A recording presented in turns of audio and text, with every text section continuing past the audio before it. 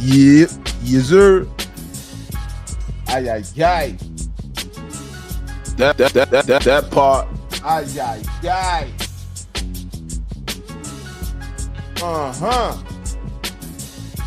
That part. Ay ay ay. That part. That part.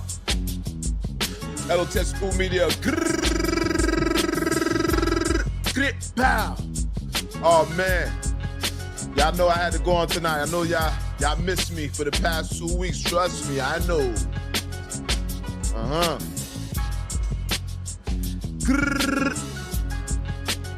That part. That part. Oh yeah. Y'all do me a favor, as soon as you guys come to the building, let's not wait for the middle to end this video. You guys just go ahead and hit that like button. As soon as you guys hit the like button, YouTube gonna take this content and they're gonna push it forward and recommend it to the audience. Yes, sir. Oh man. We lost another one to hip hop, y'all. Yeah, streets, lost one for the streets, this one. This one's for the streets this go round, you heard me? Yeah. That part.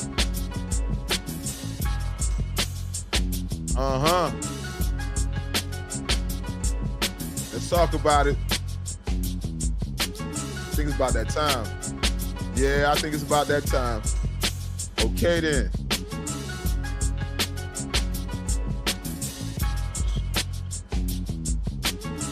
Hey, love it.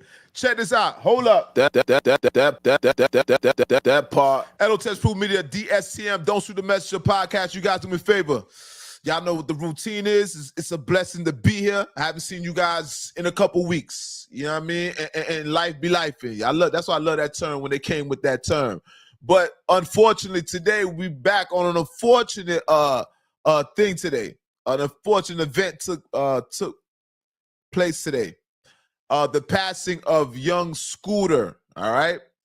Today, he was unalived by Atlanta police. All right, and we'll speak about that. Rest in peace to young Scooter. Condolences to the family and friends. All right, on behalf of L.O.T.S Food Media. Serious matter at hand. All right, we lost one for the streets, to be quite honest with you. Now, you guys, talk about the other topics. Let's add the other topics in there, then we can just get back to young Scooter. We're gonna talk about Yellow Beezy withdrawing 40,000. So apparently, Yellow Beezy withdrew 40,000 before, allegedly, before placing money on Mo3's head, so to speak. All right. Also, we got to talk about LeBron James. I don't know if you guys had a chance to see LeBron James and Stephen A. Smith. They've been having this back and forth. And if you thought it was an isolated event, like as if it was going to stop right there, no, the saga continues. Stephen A. Smith is still talking about LeBron James. So whatever he did on the court that day, it affected that man for him to speak about it again. And we'll talk about it. Hold up. Definitely. That man put his hands on me. I would have immediately. That man put his hands on me. I would have. That man put his hands on me. Definitely. I would have immediately swung on him. Definitely. So what we're gonna do, you guys, we're gonna check out Stephen A. Smith's hand skills. We'll get into that. This is a nice little segment. Also, what else we got here? Diddy may make Puff may make bail. Yeah, you guys heard it right. Puff might make bail. What else we got here? Whack 100. Yeah, we talk about Whack too. Y'all know what's going on Whack with Big U. You guys do me a favor. Let's go into the my usual spiel before we even go to these topics. I am the incomparable, the author, imitator, cannot be duplicated. The one they took their style from, the elected, appointed voice of the streets. I go by the name L.O.T.S to prove you guys as an acronym. That stands for the Lord of the Streets, leader of the streets, learning off the streets, and living off the streets. When I say living off the streets, I'm referring to eating off of the land.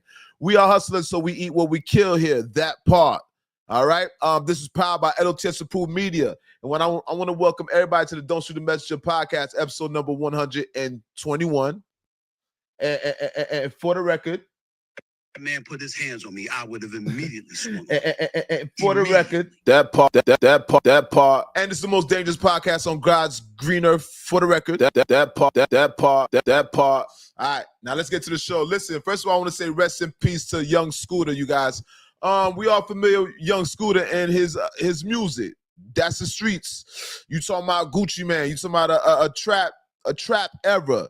All right, and this guy played a significant role also in Southern trap music. Just the counter, the munyon. He particularly made counter music.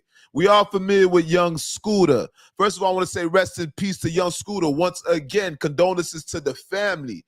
You heard me. You guys have been faithful. As soon as you guys come to business, let's not wait for the middle to end. Make sure you guys hit that like button. Make sure you guys subscribe to the channel. So we lost Young Scooter today. I want to go into the news report. All right. It's very unfortunate. And we'll speak more about his legacy and what he brought to the table as an artist, right? Because Young Scooter deserves his flowers, nonetheless. All right, this is according to news reports, all right? According to Atlanta News, First Atlanta police arrived at the Georgia residence after receiving reports that the gunshots had been fired and a woman had been seen dragged into the home of the scene. Following the police arrival, they could not find the woman that had been reported. However, a man initially opened the front door, but closed it quickly after seeing the officers. The police reportedly saw two men leave the home as they were surrounding it. One man was located while the other continued running, hopping two fences. After suffering a gunshot injury in his leg, Bailey's death was confirmed by the A&R representative from the Atlanta-based record label. All right. So let me see here. And he looks to be like he died at the age. The kid's name, once again, is Kenneth Bailey. He was fatally shot, and he's died at the age of 39. So this is prematurely, man. But I'm seeing here, they say he died by the hands of Atlanta PD. All right.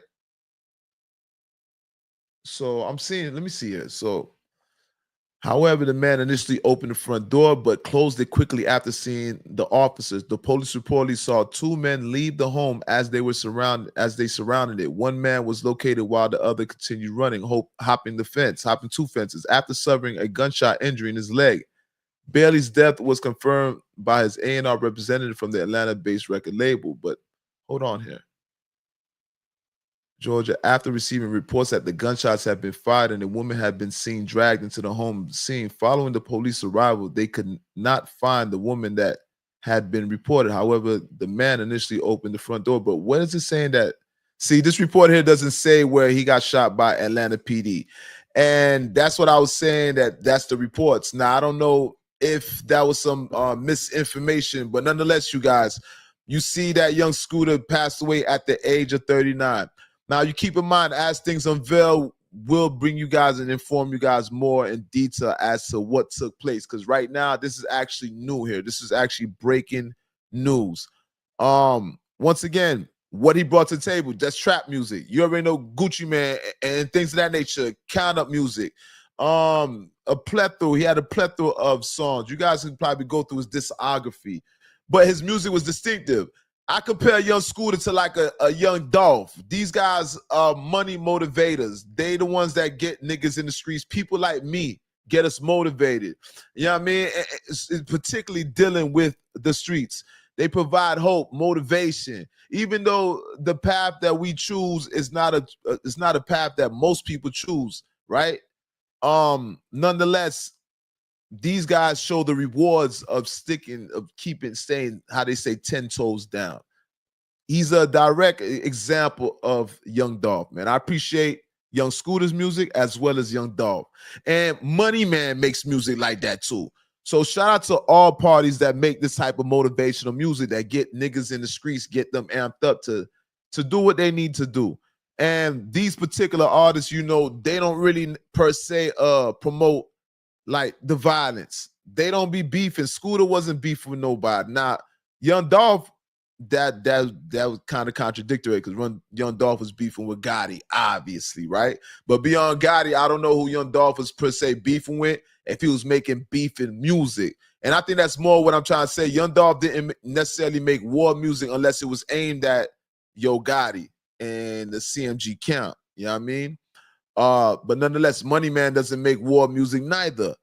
So you look at all these artists, they're motivational base, as well as like a Jeezy. So these are the artists that motivate the streets, is what I'm saying. So the streets lost a big one when we lost Young Scooter. That part. The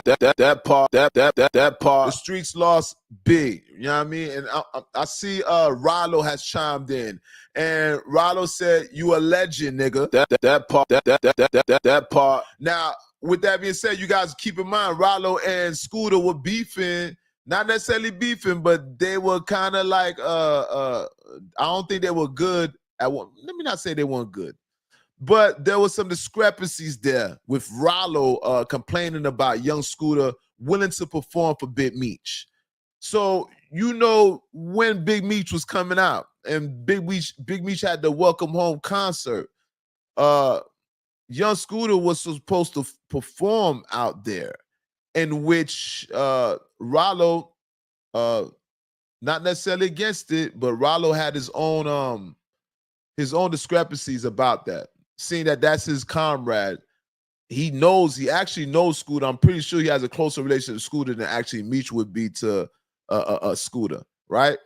But he still chose to do that event for Big Meech as opposed to Rollo. And y'all know Rollo, he kind of got that jacket. They trying to say that he ratted on somebody, woo-de-woo, but there's no paperwork per se. I don't really see nobody coming out saying that Rollo ratted on me. Rollo said he tried to finesse the system. So he tried to make somebody take the charge. So with that being said, that might not necessarily be considered ratting, but you know the streets, the term ratting is kind of like, it's a wide term, right? It's not really descriptive, as in there's so many things that can be considered ratting. You could be dry snitching. You could snitch on a dead person, you still be ratting. According to what Terrence Gangsta Williams did, he snitched on a dead person. They consider Terrence Gangsta Williams a rat. All right. So this term rat, you know, it's a how would you say, it includes a lot of people. It's not really inclusive to a particular act. You could fall within the guidelines of ratting at home too. All right. So first of all, man, once again, rest in peace to Young Scooter. Ironically enough, Playboy Cardi chimed in too. And Playboy Cardi, you know, Playboy Cardi, though he made that type of music, that gothic type of music, the new shit, shout out to his new project, because he's breaking all type of records. He's doing numbers, obviously, off his new project. Big shout out to Playboy Cardi, but Playboy Cardi definitely gave his flowers to Young Scooter also. Playboy Cardi said, "I grew up on this." Now, I don't know if he was playing one of Young Scooter's plethora of, I ain't gonna say Young Scooter had, but he had street anthems, and he has a lot of street anthems. So I think he was saying in reference to one song in which he's saying he grew up with this, he grew up on that. But nonetheless, he was giving his flowers to Young Scooter. So Playboy Cardi's out there giving his flowers to Scooter also. Once again, rest in peace to Scooter. Condolences to his family, you know, and we're going to give him his accolades, his flowers, what he deserved for his legacy and what he left in the game, because he did represent a particular type of rap that we listen to. All right. Nonetheless, what you guys, make sure you guys hit the like button. Make sure you guys are subscribing to the channel. Don't be a ninja watcher. That's a person that be creeping and watching. Don't be no pocket watcher, because that's just a hater. And you definitely want to be one of these, ladies and gentlemen. We call that a peeping Tom. Y'all know what they do to peeping Toms? Just don't go to jail. You won't never have to find out.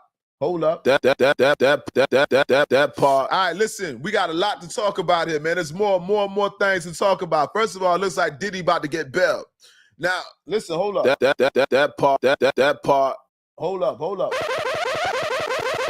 up. It looks like Diddy may get bailed. You heard right. Sean Combs, Puff Daddy. Now, this on the lighter note. You know what I'm saying? Once again, rest in peace to Young Scooter. This on the lighter note. Diddy might make bail. So what does that entail? Basically, Diddy might hit the streets again. I think you guys need to get it clear. Diddy may hit the streets again. Clear for the ones in the back. Diddy may hit the streets again. So a lot of people that took the opportunity to speak about Diddy may have to not necessarily watch over their shoulder, but anticipate and be prepared for the day that you may perhaps, there's a chance. Some people it's a slight chance. Some people it might be a bigger, higher, a more probability of you actually running into Diddy, right? This is the industry. You guys, once again, Diddy may get bail. He may see the streets again. You guys see what's going on with Tony Busby with the lawsuit with Jay-Z. Jay-Z gave that man his ass. You know what I mean? Tony Busby, I heard that the Southern District Court of New York may not allow him to practice law there. Now, that might be alleged, but Jay-Z is definitely sticking it. He's sticking it to Tony Busby. Now, hold up. Now, also, let me get that part. He's sticking to Tony Busby. Now, also, it looks like Tony Busby with what he had up against Diddy. These are also, how would you say, these lawsuits, they're being dropped. So anything that Tony Busby brought against Diddy and brought against, they're dissolving. The ones that were brought against Diddy and the ones that were brought against Jay-Z, obviously, they already have been discarded, right? And so to speak. But I know that Jay-Z might take even more, he might look to how you say, pursue Busby more. I don't think Jay-Z and them are going to stop. I think Jay-Z's intent is to give this man a hard time in that field, basically. Not necessarily retire, but I don't think Tony Busby is going to be able to function using his usual tactics no longer. I think Jay-Z is going to forever alter this man's approach and how he deals with practicing law. As in, he definitely will not be able to seek out these frivolous lawsuits no longer. Jay-Z has pulled the cover off of the, so to speak, pulled the wool off of the, you know what I mean? He's exposed Tony Busby. So I guess we'll see more in the near future, but all the things that he brought against Diddy, I think these things are also dissolving also. So Diddy, let's keep in mind, you guys, Diddy was offering to pay a $50 million bail. That part. Ay. Let's be clear. Diddy was willing to pay a $50 million bail. So what is that telling you? Definitely the money's there. But even more, what I'm failing to mention is, if you look at anybody in Diddy's situation, that was up and facing those same circumstances, they were able to achieve bail with less money. They were able to achieve bail. Kanye recently brought up some valid points, things that we have to take into consideration, right? It is not to bring Kanye into this conversation, because Kanye right now is a person that's so controversial that he may contaminate any type of discussion I'm having, right? He kind of taints the discussion with all the extra shenanigans, but I have to use Kanye as an example. So Kanye recently spoke up for Diddy. Now, it was nothing surprising that he spoke up for Diddy. I wasn't surprised at all. Kanye's controversial. He's going to be objective. He's going to do the opposite of what everybody's doing, so it could cause an upstir. The shock value is there. And then he used that as a catalyst, as a vehicle to promote whatever he's promoting. But within that, sometimes there's some validity, right? So Kanye said that they're doing Diddy the same way Adidas did him. He sees the similar approach, the similar tactics, right? And I think that's safe to say. I don't think that's far-fetched. But nonetheless, he chose to pick Diddy's side.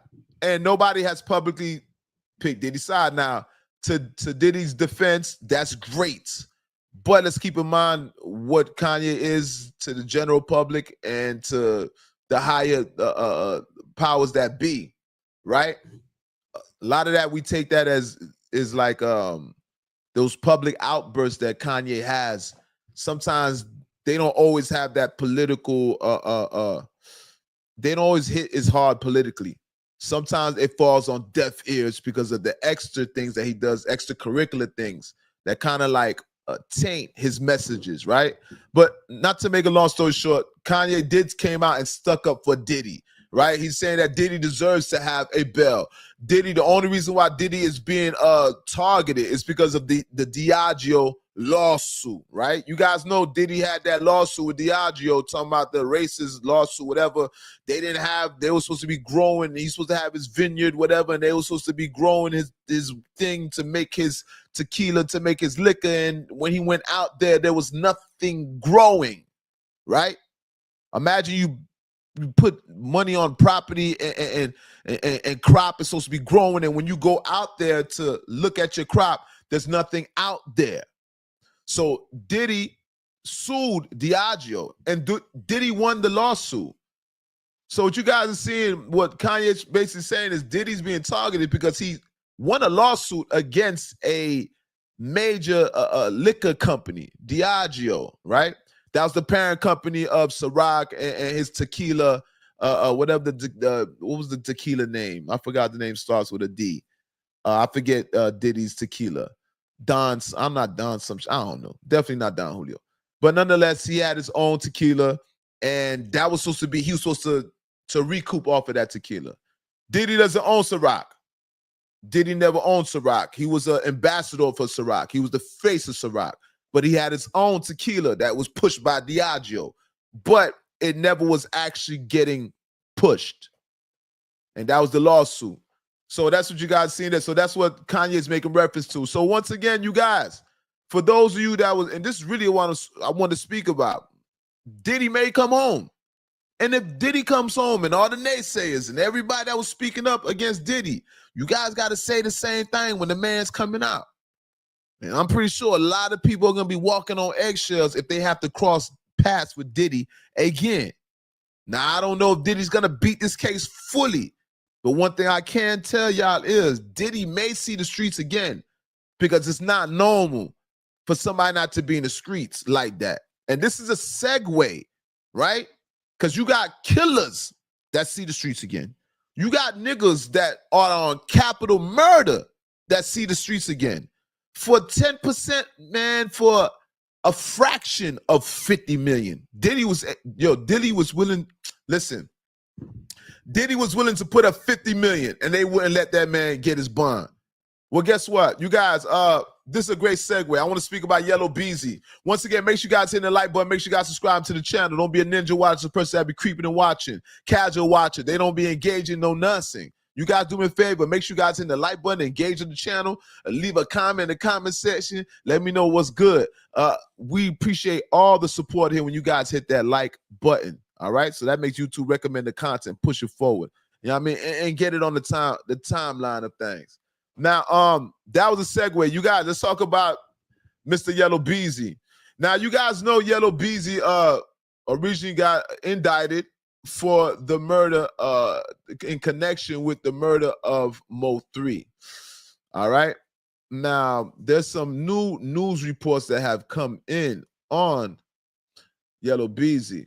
Now, first of all, what you guys are seeing here is they're saying, this is allegedly, investigators say Yellow Beezy withdrew $40,000 from his account days after Mo3 was killed. The shooter plans to testify against Yellow Beezy. Listen, hold up, man. This is crazy. That's crazy. That's different. This is if this is the case, hypothetically, if this is the case, this may be a wrap for Yellow Beezy. All right. Now I want to pull up something else here. Now, you guys, Yellow Beezy obviously was trying to get bond, right? So it says that Yellow Beezy bond has been reduced to $2 million from 2 million to 750,000. So this is in reference to what I was saying about Diddy. All right, hold up. You guys remember when I was saying about how Diddy put up 50 million and he still wasn't able to achieve bond? Diddy ain't got no murders. Diddy ain't got no murders, but Diddy was still able to achieve bond. I don't know, the screen was freezing there. Hold up.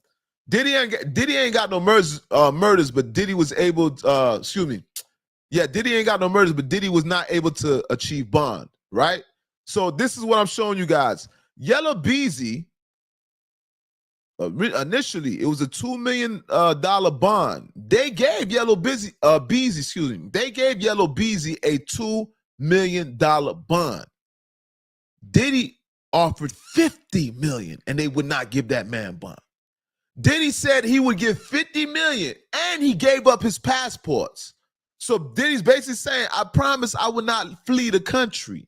Y'all ain't got to worry about me. And I think he was willing to give his kids passports. So saying, hey, listen, there's no group plan to leave the country, all right? We're going to stay right here and we're going to fight this. And they still did not want to give Sean Combs a bond. But yet, you guys see here, Yellow Beezy, all right? Yet you have Yellow Beezy right here. And they're saying Yellow Beezy's bond has been reduced from 2 million to 750,000. Hold up, man. God is good, first of all. Let's give it applause. Let's give it applause because God is good.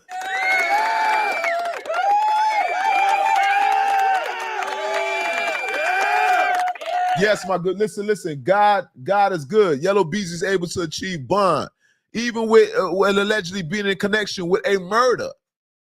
And they was not willing to give Diddy bond. But remember, I told you guys, Diddy may see the streets. So for those of you that's been talking about Diddy, be prepared. You might have to run into Cuz again. You heard me? And you know Diddy gonna have them grudges on his shoulders. Y'all remember though, a lot of these frivolous accusations that are placed against Diddy and Puff, a lot of these niggas got enough money to fight these accusations. So we can't count Diddy out. And a lot of y'all need to be prepared. But nonetheless, you guys, Yellow Beezy has achieved bond, all right? It says here, Yellow Beezy has been released from Dallas County Jail after posting $750,000 bond.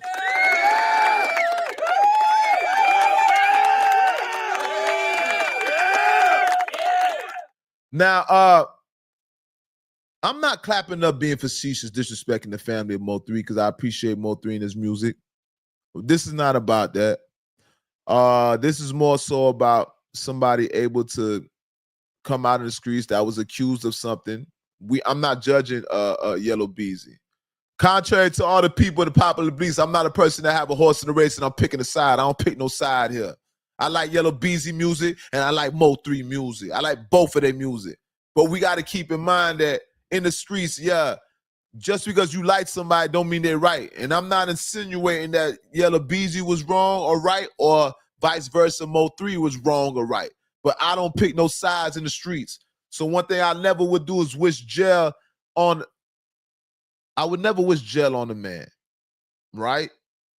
Because it's cowardly. It's not to say if you go to jail, I would give a damn. It's not to say if you was to go to jail, I would wish that you would be released. It's not to say if you went to jail, I would have compassion. It's not to say if you went to jail, I wouldn't think that you may be deserving of it. The incarceration, not seeing light, 23-1, 6x9, all that. You may be deserving of it, but I'm not going to wish that on you because that says a lot about me. Because I know the system is up. The system has no favorites when it comes to this skin color, right? So I'm not going to wish that and wish you to God put my enemies in the hand of my enemy. You know, it sounds good. I might have to take that back. Let's say, remember I didn't say that. because I do want my enemies to meet the same fate that they want for me. Let's be clear. That part, let's be clear. I do want my enemies to face the same fate that they choose for me. May you suffer the same fate that you wish for me. Listen, that part. But nonetheless, I don't really wish incarceration on nobody. I don't want police to handle my business. I don't want you to be in jail living and eating goulash and able to call your peoples. And you might even be knocking down abroad and niggas is knocking down COs and all that. You heard me? So you might not be suffering to the effect that I want you to suffer. And I don't want nobody to handle my business. So I would rather handle it. You know what I mean? So, but nonetheless, you guys, I'm happy to see that at least the man was able to get bond. Now, $750,000 bond. The man has made bond. Yellow Beezy is currently in these streets, all right? And so that's why we talking on these internet streets. Make sure you guys hit the like button. Make sure you guys subscribe to the channel. You guys are listening to the most dangerous podcast on God's green earth. That part, that part. You heard me? The DSTM Don't Shoot the Messenger podcast, episode number 121. That part. Now, we spoke about Young Scooter. You guys, rest in peace to Young Scooter. It's very unfortunate that we lost Young Scooter. Very unfortunate. Like I said, not to reiterate, but rest in peace once again, and condolences to the family. I'm slightly lost for words because I did not expect for Young Scooter to be unalived. And like I said, according to reports, I'm hearing that he died through the hands of Atlanta PD, allegedly. Now, this may not be true, you know, but it looks like there's some, I'm not sure, there might be some validity to it. I will keep you guys updated, all right? Now, I want to speak about, we got to go to Bit U. We got to go over there to the West Coast, you know what I mean? Let's turn the page on this. Make sure you guys hit the like button. Make sure you guys subscribe to the channel. That part. Make sure you guys wipe your feet on the rug. Don't come in here without wiping your feet on the rug. We call wiping your feet on the rug by hitting the like button. As soon as you guys hit the like button, that's considered wiping your feet on the rug. Don't disrespect the people that raised you. Don't embarrass the people that raised you. Your mama, your granny, your nanny, whoever, your oldest brother, sister, whoever that raised you. I know they raised you right. Wipe your feet on the rug and just tap that like button. So YouTube will take this and push it forward. We got to compete with the bigger channels. I'm the one that keeps creating what they keep taking. You know what I mean? I'm the incomparable, the author imitator cannot be duplicated, the one they took their style from, the elected, appointed voice of the streets. I go by the name of L.O.T.S to prove you guys that's an acronym. Leader, Lord of the streets, learn off the streets, living off the streets. We eat what we kill here. That part, all right? We eat off the land. That's the term. This is powered by L.O.T.S approved media. I'm welcoming everybody. Listen, if you a first-time viewer here, this is a safe place. You guys go ahead and hit that like button right now. If you a reoccurring viewer, you should be ashamed of yourself. You know better than that. Go ahead and subscribe and hit that like button now. You guys subscribe to the channel. Now, I want to speak about Whack 100. Once again, rest in peace to Young Scooter. We dedicating this show to Young Scooter, Atlanta rapper, trapper, you know what I mean? Count it up, Mr. Count It Up, Young Scooter. All right? Now, you guys, I want to pull up some of Young Scooter's songs too. Sometimes I wish I had an assistant here that just can pull up information for me while I'm speaking to you guys. I'm a one-man show, one-man army coming from the streets, you heard me? So everything that I do here, you guys, this is me that incorporates this, no assistance, okay? Like I said, I wish I had more help so we can make this even more interesting at times, but lay in wait. It's coming. Now, I want to speak about Whack 100. Hold on. Let me pull up this Young Scooter. Let me see what songs Young Scooter. I want to see some of the name of some of Young Scooter's songs. What songs he has the most views on YouTube? Young Scooter, Jug King, Fire, Classic, 3.5 thousand views. Yeah, niggas rocking with Jug King. Hard to Handle, dropped that a year ago with Future. About 8.9 million views there. Nah, Scooter got some joints. Scooter had some joints, man. And then when this podcast done, I'm gonna play Scooter. And tomorrow we're gonna go through some of Scooter's hits and really give this man his true flowers, because Scooter deserves flowers. And they're gonna update it, so you will get more information. We'll go in depth with Scooter, y'all. Now, once again, make sure you guys are liking the channel. Hit the like button. Oh man, let's talk about the elephant in the room. Whack 100. I want to talk about LeBron James too and Stephen A. Smith. Very, very, very, very hilarious. All right. Let's get to that. Hit the like button, you guys. Listen, you guys, y'all seen what's going on with LeBron James and Stephen A. Smith, right? LeBron James spoke to Stephen A. Smith during a game in which he confronted Stephen A. Smith while crossing paths. Well, Stephen A. Smith was standing stationary. He wasn't necessarily crossing paths, but LeBron made it his duty to walk in front of Stephen A. Smith and then halt in front of him and speak to Stephen A. Smith, tell him to leave Bronny out of this shit, basically telling this man to fall back off of his son. Now, ever since, Stephen A. Smith has been triggered. Stephen A. Smith has been triggered by LeBron. That man put his hands on me, I would have immediately swung. That man put his hands on me, I would have immediately. That man put his hands on me, I would have immediately swung on him. Immediately. But listen, Stephen A. Smith keeps replaying it back in his head. That right there got Stephen A. Smith triggered right now. LeBron got him triggered. Now, I don't know if Stephen A. Smith has a track record of putting his hands on people, right? I know Stephen A. Smith's from Brooklyn. I know he's a Brooklyn native. So that says a lot. I'm born in Brooklyn. So I'm raised in Miami, but I'm born in Brooklyn. Remember, Brooklyn's one of the most toughest cities in the world. Let's be clear. Mike Tyson's from Brooklyn. There's a lot of Tupac, Biggie. There's a lot of Jay. There's a lot of people that are callous that are from Brooklyn. Some real, you know what I mean? And you know Brooklyn niggas got their hands, and that's where the G's come from. But there's gangsters all over New York, right? Nonetheless, that man is from Brooklyn. Now, I don't know Stephen A. Smith for being confrontational, hands-on, but I'm not saying that he's not. I haven't seen Stephen A. Smith coward for things. He doesn't strike me to be a timid brother at all. Now, when it comes to LeBron, you guys know taking into consideration, LeBron James is a man-child. But I don't know LeBron James per se for being violent neither. And y'all know the bigger they are, the harder they fall, right? So there's a possibility. The way at first when I was looking at, there was a possibility that Stephen A. Smith may be able to it's far-fetched to say handle LeBron, but maybe he could withstand LeBron. Maybe. But this is before this video. You guys, make sure you guys hit like, but I want to play this video of Stephen A. Smith in the boxing gym. All right. Raise him up. Yeah, make him more free. Yeah, push.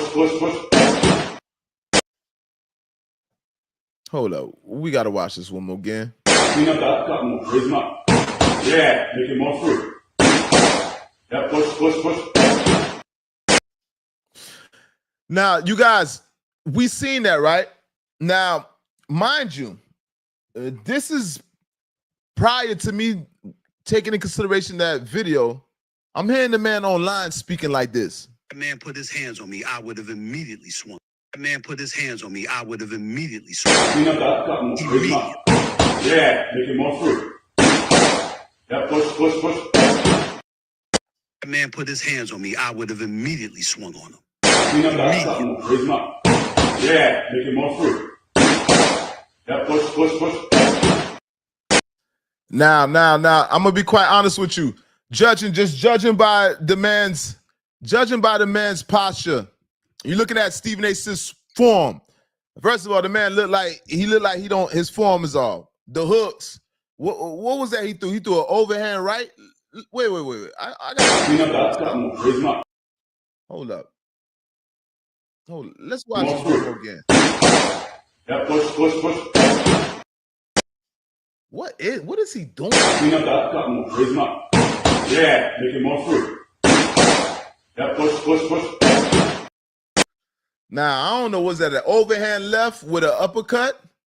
overhand left with an uppercut. I don't know what form that is, but he appeared to be very how would you say, his endurance. He looked very fatigued. He looked tired with his form. He didn't look assertive.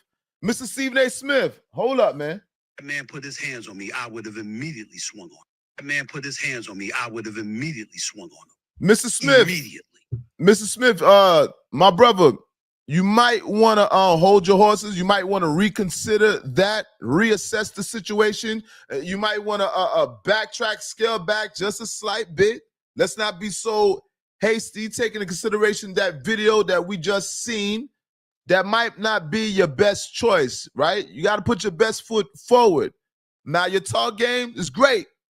You're very convincing in the talk game.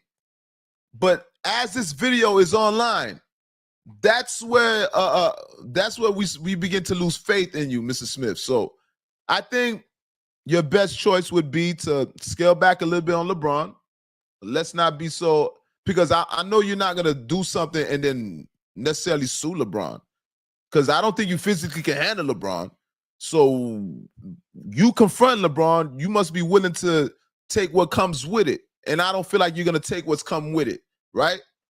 Nonetheless, you guys, I give you some type of credit. Give him some type of credit for even having the balls to even confront or say what he said. But LeBron, I don't think LeBron is worried about Stephen A. Smith. Not at all. Make sure you guys hit the like button. Make sure you guys subscribe to the channel. Now, moving right along, you guys, I want to speak about WAC 100. You guys see what's going on the West Coast. WAC 100 with Big U. Now, you guys, Big U recent indictment alongside Brick Baby and Loose Cannon. Currently, Loose Cannon and Brick Baby are located in some county, LA County jail, right? Federal detention. I don't know where they at currently, but somewhere in Cali, obviously. With that being said, you guys, WAC 100 has been under a lot of questioning. Recently, who's that? Adam 22? Adam 22, academics, and also Vlad TV. They all sat down. They did a mega sit down with some of the biggest. They have the biggest platform in this podcasting space, obviously. So these three juggernauts, they sat down together. Also, Remo was in the building with them, and WAC 100. Now, WAC 100 obviously was the topic of the conversation, you guys. You guys can imagine the questions that people got for WAC 100, because people perceive him as the one that orchestrated this whole Big U takedown, right? They feel like he the one that led the brigade, so to speak. Now, throughout everybody being questioned, you guys know that Adam 22 is questioned. The feds came to Adam 22's house. Now, everybody in the situation that's name is being brought up is either detained, they're currently incarcerated, or they've been questioned. Like I said, Adam 22 has been questioned, it looks to be, according to Adam, on 2 different occasions. Now, Adam, obviously, in association with everything that's said on this platform. Brick Baby, obviously, because Brick Baby's a part of the indictment. Loose Cannon, also a part of the indictment. Anybody that played a role in this, as in being connected, you didn't have to necessarily commit a crime. But if you used your platform, per se, if you was aware of certain things, if you was privy to certain things prior to the officers knowing, prior to everybody else knowing, you had some type of inclination, they more than likely are gonna come speak to you. Now, there's one person in particular who was the main concerned, main orchestrator, the most active person throughout this whole indictment, prior to the indictment, to let's say to the demise of Big U. WAC 100 led the demise of Big U. He led it. He provided, he facilitated Loose Cannon on No Jumper. He brought Loose Cannon to No Jumper. He ushered in Loose Cannon into the field of podcasting. Though Loose Cannon has been on other platforms, in Zeus Network, etc., former Dayton's Black China, Woody Woo. He brought that man into that podcast space. Now, Whack 100 is the only one that hasn't been questioned out of everybody.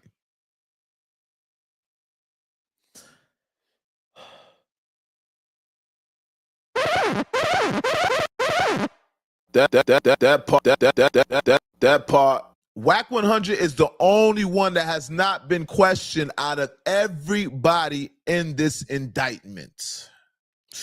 Hold up, this is irony. This is the biggest irony, the biggest hypocrisy that I've ever seen. All right, it's not. It's that selective politicking. Not only selective politicking, but this double standard. Right, it's a double standard here, and I think double standard is just for lack of a better term, because there's a more aggressive word for that. All right, Whack 100 is the main person, the main vocal person throughout the demise of Big U. Every conversation, Whack 100 either started the conversation or ended the conversation. He was there in attendance for every conversation. He was the one that was providing the platform. He's the one that kind of catapulted, not kind of, he helped catapult the information into public knowledge. Prior to the public knowing, it was only a couple, just people within that small community that really knew exactly what was going on. Whack 100 is the one that, and he partook in it, as in verifying that Big Meech allegedly tried to take Nipsey's publishing. He had no respect for Nipsey, according to Whack 100. He was plotting against Nipsey. He doesn't get along with Black Sam. So Whack 100 would be a logical place for the feds to start to speak to somebody. Just being logical. And I'm not saying that that's the protocol, that they have to speak to Whack 100. What I'm trying to say is there's room for speculation there. We can't assume, and we cannot put these accusations on Whack 100, but it's safe to assume there's where there's smoke, there has to be fire. There's something there, right? But this is the irony that I'm getting at, right? You guys, Whack 100 being one of the main people that the general public suspect, the general public, general consensus is the feds should be talking to Whack 100, especially with the leaked audio of Whack 100 saying, please don't do it, I'm with my family. Now, I'm not saying that's an authentic audio. According to Whack 100, this audio is AI. I've seen worse. That definitely happens in these days and times. It's possible. But they're saying that it's documented in the Fed's paperwork.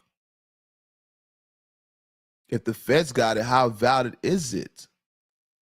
Now, I'm not saying that's true once again, but there's different variables here that can persuade your perception and your opinion after that. You guys, nonetheless, Whack 100 has all these different variables that make you point and look at him right now. But Whack 100 is elusive. Whack 100 is one of the most elusive species, creatures in the internet business, in the business of podcasting, in the business of internet influencers, personalities. Whack 100 is one of the most elusive creatures, Mr. Whack 100. He can elude a question. He can get whatever he wants out of you. But when it's time to, when the tables turn, and it's his turn to be presented with the same intrusive, personal questions, he eludes the questions. Whack 100, you guys, was on the stage with all these, like I told you, there was a Super Bowl event with Vlad TV, Academics, Adam 22, Remo, Whack 100, and what's that boy? What's that name again, man? Not Ross. What's that English man name? The English guy that be reporting on drill music that everybody be having a problem with. Lord, I forgot what the man name is. It's the white boy. Nonetheless, you guys, that was like an all-star podcast group there, right? The whole time, the guys, they was trying to get at Whack 100. The whole time Whack 100 was being questioned by academics, he was eluding academics.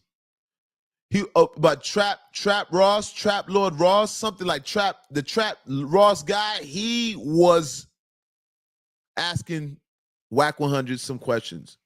Now, the questions that academics and and Trap Lord was asking, they were valid questions that we all have these same questions. You can't go around, you cannot subject somebody to that treatment and then turn around when it's your turn. You're not willing to play the game the same way that you play the game. Very, very hypocritical. Whack 100 eluding every question as to why he's not being brought in by the feds. Now, you guys got to keep in mind, it's very contradictory. Remember with Jim Jones. Jim Jones originally, with the taping and telling Mel Murder and them the 9 Trey and what y'all need to do and what y'all don't need to do. And Whack 100 playing the picture like Jimmy was an orchestrator. Whack 100 said, yo, why they didn't take Jimmy down? Whack 100 insists that the feds were supposed to come for Jim Jones because Jim Jones was telling them, advising, allegedly, but it was on tape, it's wiretap, it's public knowledge. Don't shoot the messenger.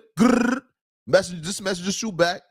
It was public knowledge that Jim Jones was on a wiretap, telling them nigga, yeah, dog, when y'all get at the security guards, shit get different. He was alluding to getting at the security guards. All right? With all that being said, Whack 100 painted the picture of Jimmy being an informant, as if Jimmy had some sealed paperwork, etc., etc. He tried to paint a picture of Jimmy as an informant, and Whack 100 was relentless. How would you say? Persistent, consistent targeting Jim Jones. He would not let up on Jimmy. He tried to bring the demise of Jimmy's relationship. Now, the irony is Whack 100 is being subjected to the same thing, but he's not willing to answer no questions. And it's the irony. He's taking the same approach that Jimmy took. Jimmy not answering to all them questions like that.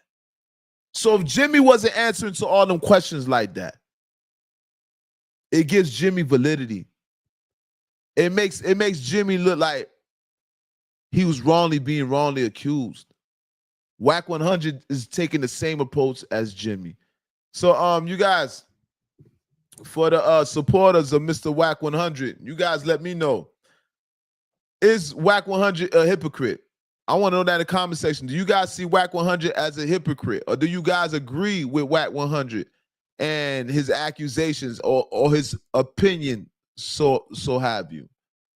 Nonetheless, I find Whack 100 to be a hypocrite, to be quite honest with you. All right. He made it his business to get in other rappers' business and accuse rappers of being rats and woo-de-woo. And though he may have been right, what's good for the goose is good for the gander. You cannot diss some shit that you can't take back. Can't nobody who's out there pointing out rats, people like 1090J, people like Whack 100, anybody that plays that role of looking for paperwork and seeing who's solid, woo-de-woo, you do not reserve the right to leave things undisclosed. You have to disclose certain things when you play that role on the internet. The 1090 Jakes, the Whack 100s, you guys have to disclose your information. You cannot be the ones leading the forefront. And Whack 100 got the group, the exposers. How is the leader of the exposers not willing to be exposed? How is the leader of the exposers reserved the right to hide information, to duck questions, valid questions? Playing the game of beat you mad. Y'all know how it is. Y'all know what it is when you got something on somebody and they try to beat you mad. Don't you hate that? L.O.T.S. Prove Me That Don't Shoot the Messenger Podcast, episode number 121. Hold up. That part.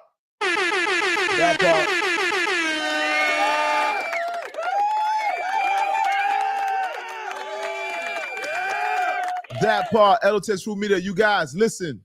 We spoke a lot about a lot. Listen, this is episode number 121. You guys get ready for this new episode that I'm gonna drop. Like I told you guys, I've been wanting you guys to anticipate this episode. You guys are gonna grab your popcorns for this one. I haven't been on for the past few weeks for particular reasons. Like I told you, life in handling real business. So when I do come back, you guys, it won't be no breaks like that. So I'm definitely gonna be more consistent. And you guys can expect me to come back on Sunday. All right. So you guys, once again, I want to say rest in peace to young Scooter. Allegedly killed by Atlanta PD. You know what I mean? Trap legend, man. Rest in peace, young Scooter, and condolences to all the family members. As soon as I get out of here, you guys, I'm gonna go ahead and play young Scooter. That's all I'm finna play for the rest of the night. That part. Yellow Beezy released on $750,000 bail bond. Received bond, made bail. Shout out to Yellow Beezy, man. Rest in peace to Mo3. That part. What else? We spoke about LeBron James. LeBron James and Stephen A. Smith. Stephen A. Smith said, what does Stephen A. Smith say? I would have. That man put his hands on me, I would have immediately swung on him. That man put his hands on me, I would have immediately swung on him. Stephen A. Smith said, if LeBron James would have put his hand on him, he would have. That man put his hands on me, I would have immediately swung on him. Immediately. That part. So apparently he must have, he got balls. We seen by the video, he definitely don't have no hands. So we spoke about LeBron James, man. Shout out to all parties, though. Shout out to Stephen A. Smith. You heard me? It's all about the confidence. At least you're willing to stand up for yours, even if you can't per se fight. But who knows? I don't even know if LeBron know how to fight. Shout out to all parties. And we all spoke about Diddy. You guys, Diddy may be released. Sean Combs may be released. So if you guys have been talking about him, you know what I mean? If you guys were concerned about him, you guys thought he never would be released again. So maybe that gave you the confidence to speak about Sean Combs. And you guys, I'm one of the people that spoke a little bit too.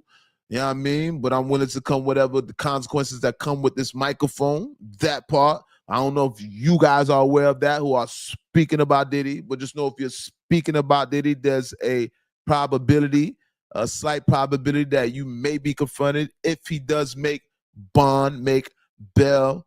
Nonetheless, who knows if he's going to be out here still. We don't wish no jail on nobody, right? But we're not condoning the acts that took place, that allegedly took place, neither. That part.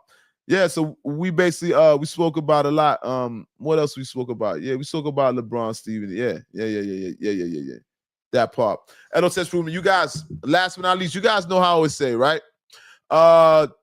Discouragement and failure are the stepping stones to success. You guys do not be scared to fail out here. All right. There's plenty of times that I've done this podcast and I've failed. I've had some malfunctioning equipment. Malfunctioning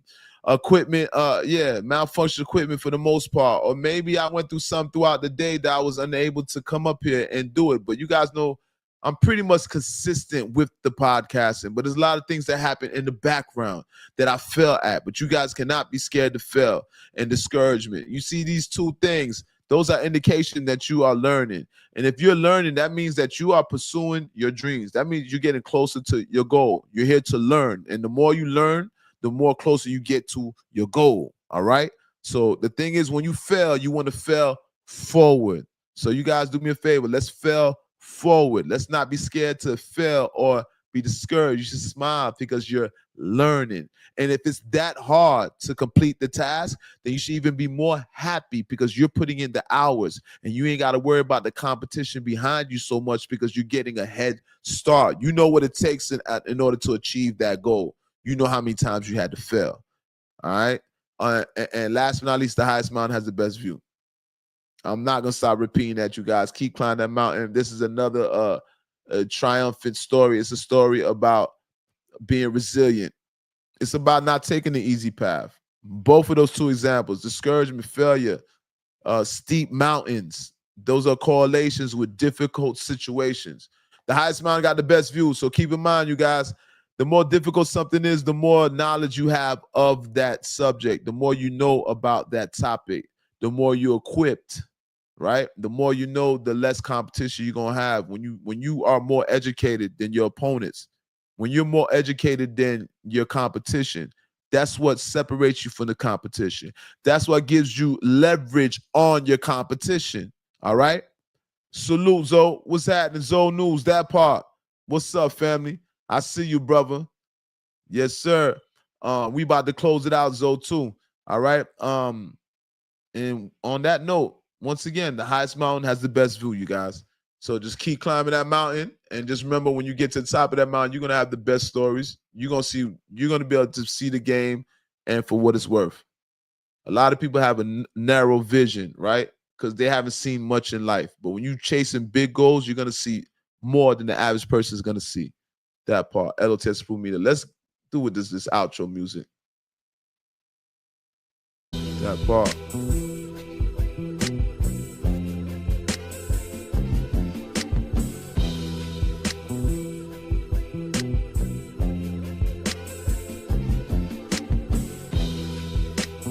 That part. Ay, ay, ay.